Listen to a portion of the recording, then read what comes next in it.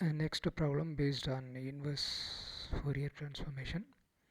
Find the cost transformation of the function x, which is unity for x lies between 0 to a and 0 for x greater than or equal to a.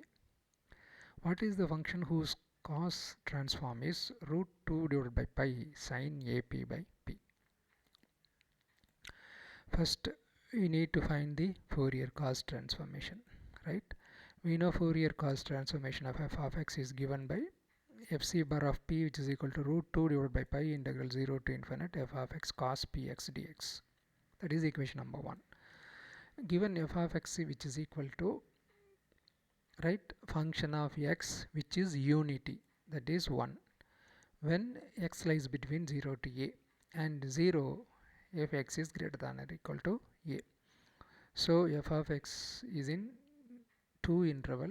In the interval 0 to a, its value is 1, and in the interval a to infinite, that is x greater than or equal to a, its value is 0.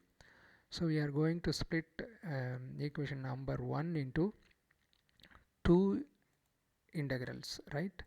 So f c bar of p, which is equal to root 2 divided by pi, first one 0 to a, limit f of x cos px dx, and root 2 divided by pi integral a to infinite f of x cos px dx, right?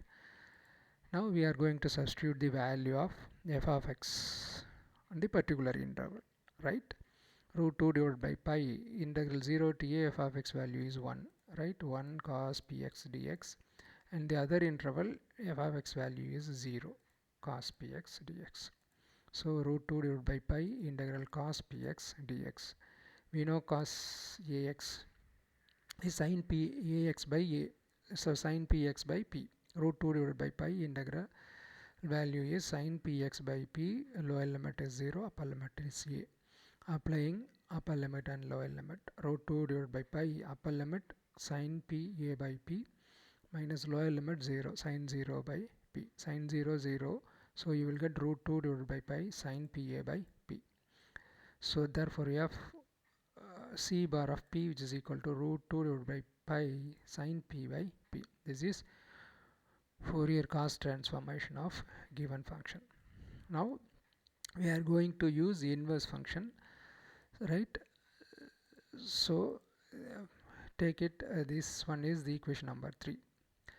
To find f of x, right, by using inverse Fourier cos transformation, right?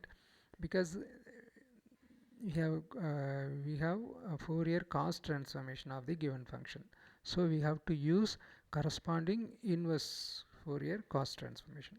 If it is sine transformation, you have to use inverse Fourier sine transformation according to that. Suppose if it is a Fourier general Fourier transformation, then you have to use inverse Fourier transformation, right? We know inverse Fourier cos transformation of fc bar of p, which is equal to, is given by f of x is equal to root 2 divided by pi integral 0 to infinite fc bar of p cos px dp. That is equation number 4. Now from 3 and 4, f of x is equal to root 2 divided by pi integral 0 to infinite root 2 divided by pi sin pa by p, because fc bar of p, which is equal to root 2 divided by pi sin pa by p, that is from the equation number 3, into cos px dp.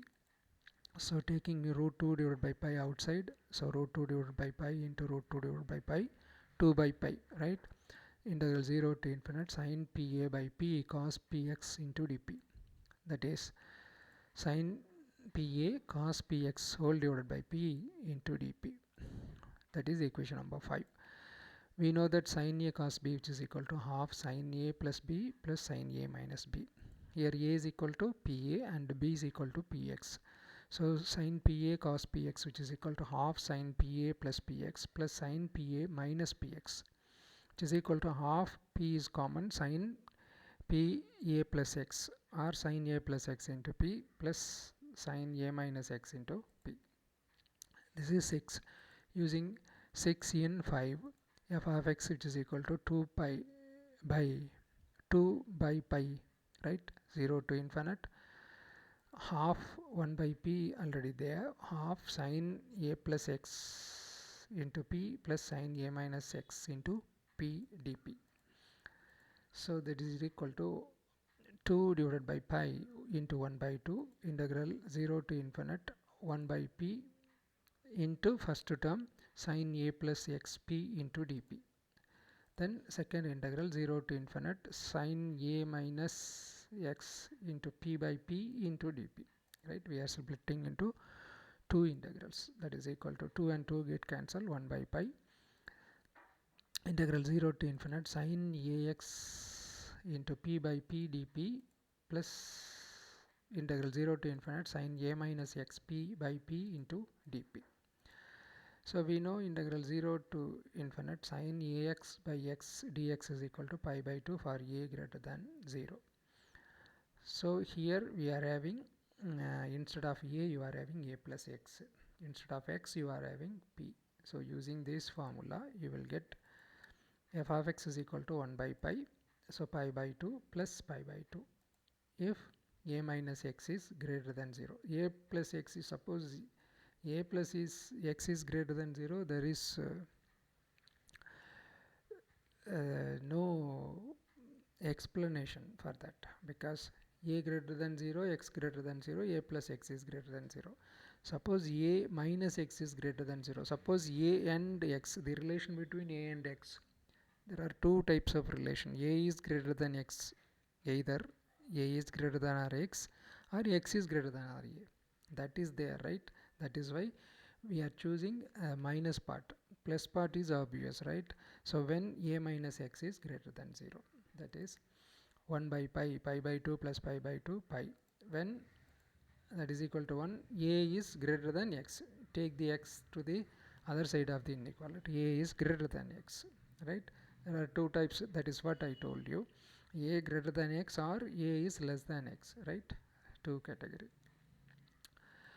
So f of x is equal to 1 by pi, pi by 2 minus pi by 2 when a minus x is less than 0. So if it is minus, you will get minus pi by 2 value is, a is greater than 0, the formula is integral 0 to infinite sine ax by x dx is equal to pi by 2 when a is greater than 0. Suppose a is negative, then sine of minus something, minus x by x something, so sine of minus something into x by x is minus sine something into x by x, so you will get minus pi by 2, right? So that is minus pi by 2. So minus pi by 2 minus pi by 2 0 when a is less than x, right? So hence f of x is 1 if a is greater than x and 0 if a is less than x. Thanks.